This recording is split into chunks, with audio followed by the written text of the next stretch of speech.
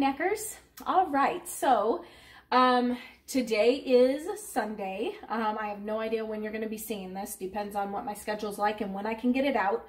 But it's Sunday after Thanksgiving. And so Sunday, some people go until Monday, but really after Monday, you should not be keeping any of your turkey, leftovers, anything like that. By then, it's getting to the point where it probably isn't safe to eat. So I don't want that turkey to go to waste. And I had my carrots, my celery, my onions from the Thanksgiving goods that I didn't use that were also in the refrigerator. So I'm throwing together a quick turkey soup. So what I'm going to do here is I have my leftover turkey that I cubed up this morning and stuck in this bowl. In here, I have one, what do you call that? It's not just a celery stalk, but it was a whole bunch of celery. And I counted out the stalks, and there were 14, and you can see they were not huge stalks, but there were 14 stalks. So then I just divided that in half and put 7 carrots in. There was no rhyme or reason. That's just the way that I did it. And then I have 2 pretty small onions. I have a whole bunch of them left over here, and they were all about this size. They were small. So there's 2 onions in there, and if you like more onion, put more onion. If you like more or less carrots or celery, do more or less. Do this to your taste, because you want to make something that you know you're going to enjoy. What I have in this pot is, it's nice and warm, is my, Becca, if you want to come over here and just kind of show them real quick. I have my turkey stock. So I took the turkey carcass and all of my leftover ends and peels from celery, from onions, from carrots. Let's see. Oh, I know there were also some remnants of peppers from when we did our stuffed peppers for the freezer. Basically any veggie scrap that I have at the end of my cooking for any meal, I save and I put in the freezer. So what I did was I had my big roasting pan and I threw all of that in along with the turkey carcass. I filled it with water and I let it cook for 2 days.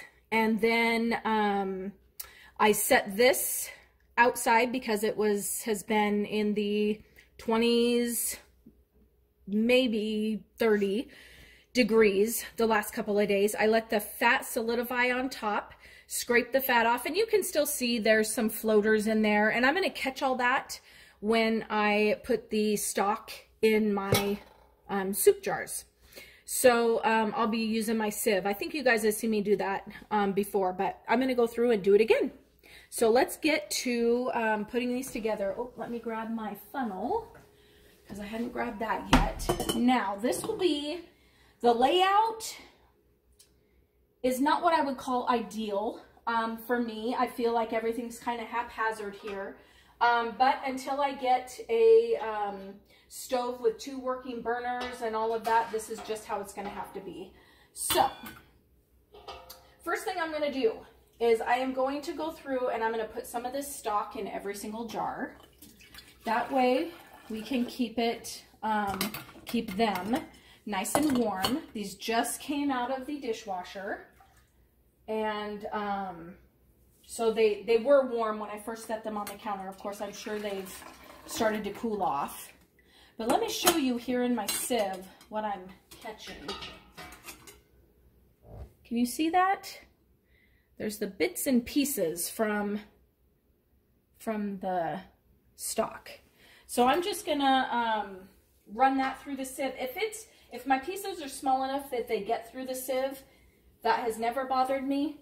If it bothers you, use cheesecloth.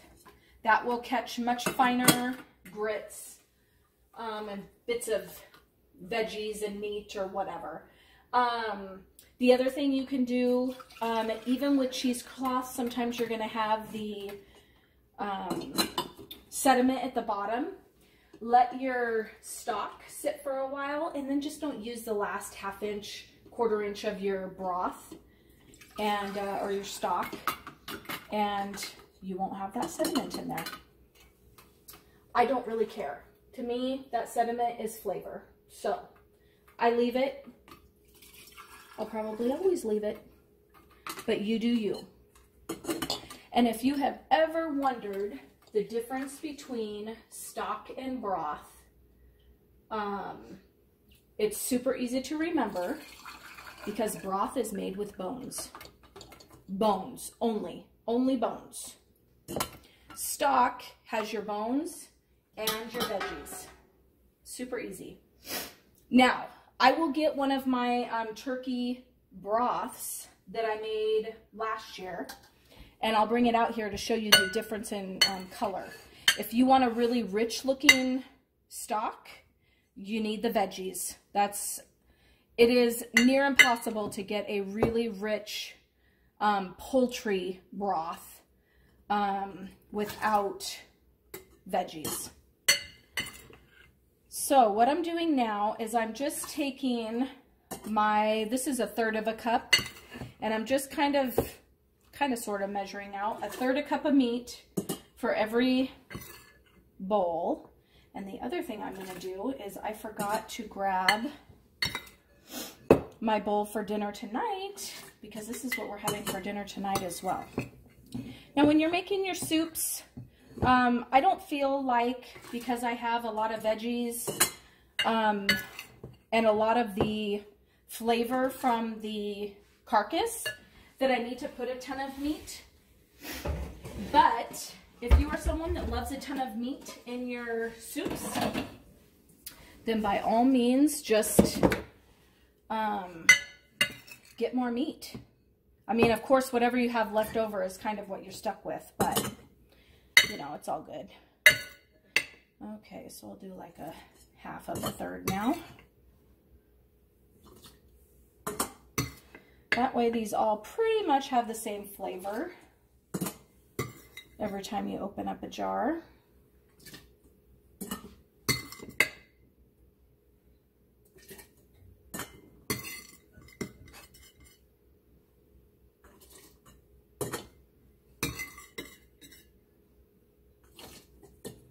All right, now I'm just gonna dump this in my one for my dinner tonight. Set that to the side.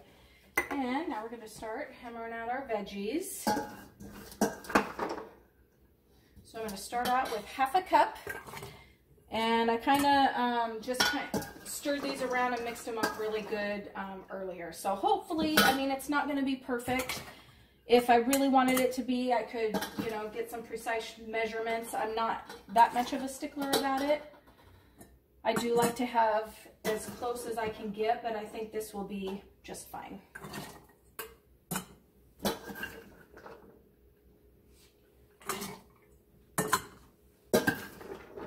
The unfortunate thing is Eric really doesn't like cooked carrots.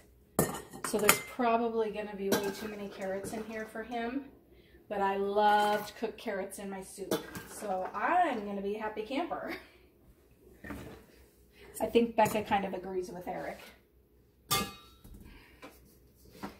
All right, so we're going to do that same thing going around here. We'll do kind of about 1/2 of 1/2.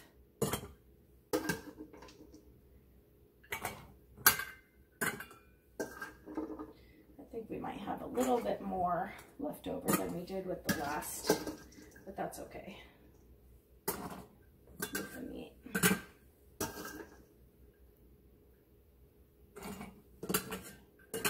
Isn't that so pretty already? And that broth is really rich. It turned out fantastic. And I could go around and spread these out, but I'm not going to. I'm just going to pour those in with my pot for dinner tonight. All right, easy peasy.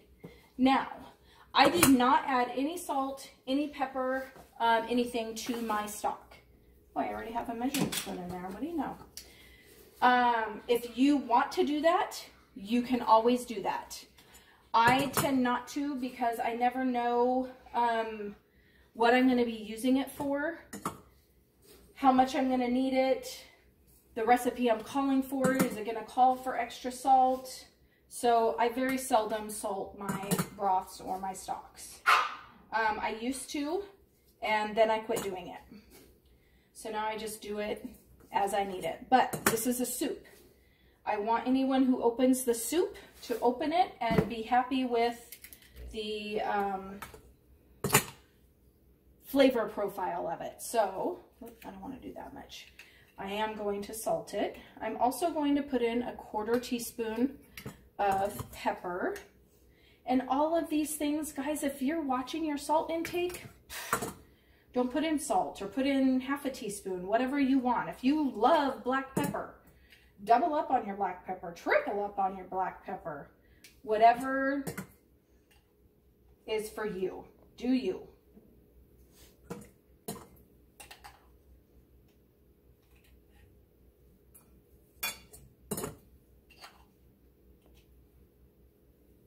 I was looking on my shelves this morning because I couldn't remember how much turkey soup I had from last year. Well, I don't think I'm going to do that much. And I only have 1 jar of turkey soup from last year left. So that was kind of a, whew. All right, and so now what I'm going to do is I'm putting in a teaspoon, or 1/2 teaspoon, excuse me, of parsley. And you can leave this out if you want to. I just thought that that sounded good. So I pulled it out.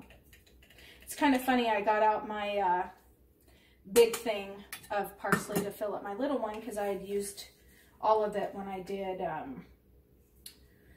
the unstuffed pepper soup, which I haven't done a video on yet because I made it real quick for us for dinner one night. And videoing just didn't work out very well. But I still have all the goods to do it, so that is definitely on my to-do. But anyway, when I went to fill this up, I told Becca, I don't think I've ever realized that parsley smells like hay. And she smelled it and she agreed. So I think what I'm going to do is bring these a little bit closer now so that I can be filling these up with the broth. And now it's probably cooled down quite a bit because I put all the meat and the veggies in there that were cool. I had cut them up and then, oh, you see what I did there? I totally forgot to run it through my sieve. Is that okay? Absolutely. If you don't want to strain your broth at all, don't strain your broth. I just happen to like mine with it clean as I want to put the effort into cleaning. All right, there's that. So what we're going to do now is we're going to debubble because we put all of those chunks in there that were sitting. You can just stir that up a little bit. And then, let's see, I'm going to grab my tissue because you guys know you have to clean those rims really, really well. And I'm trying not to get in Becca's way of the camera there. And I clean that off, and I try to do 2 for good measure, just to be on the safe side.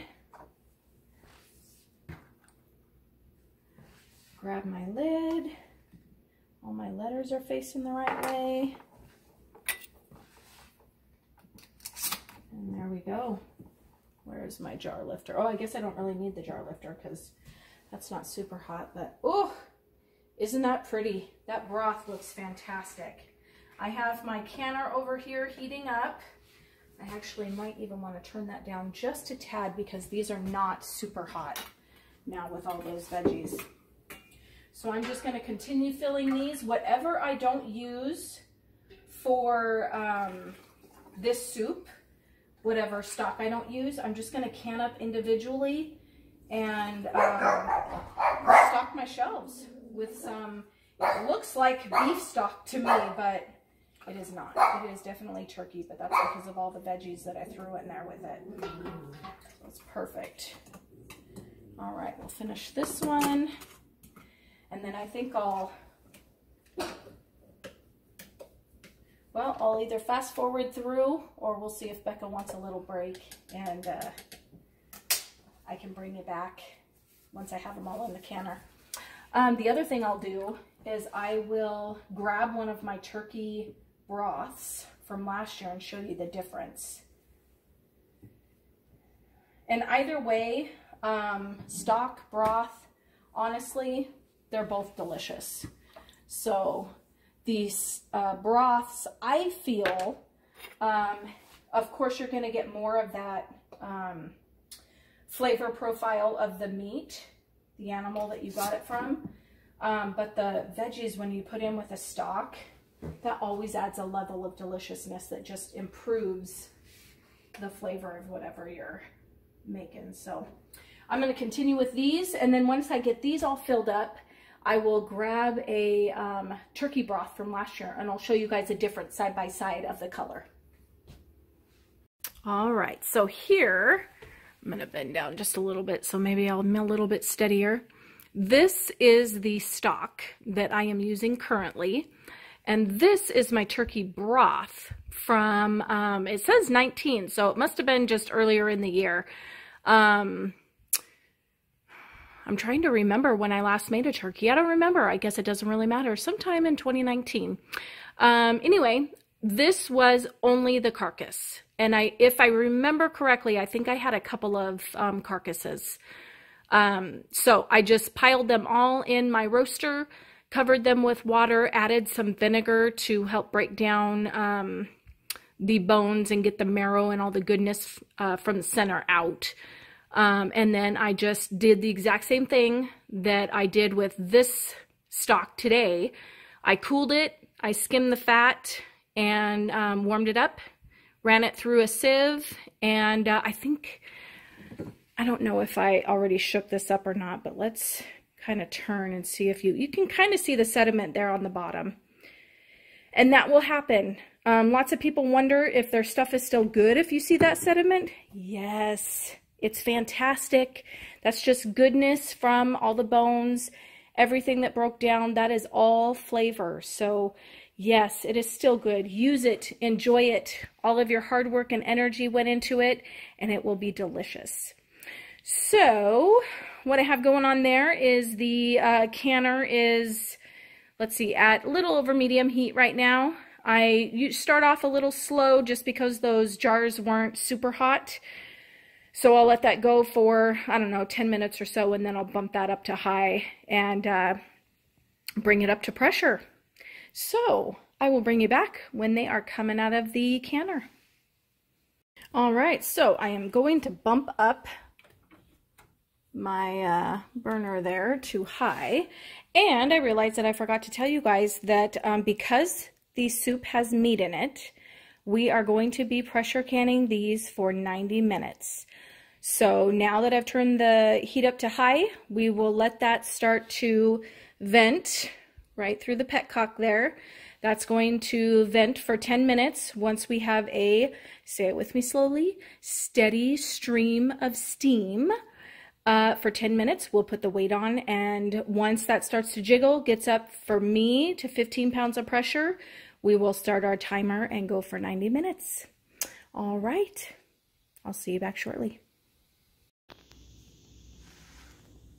There they are, all done, cleaned, and labeled.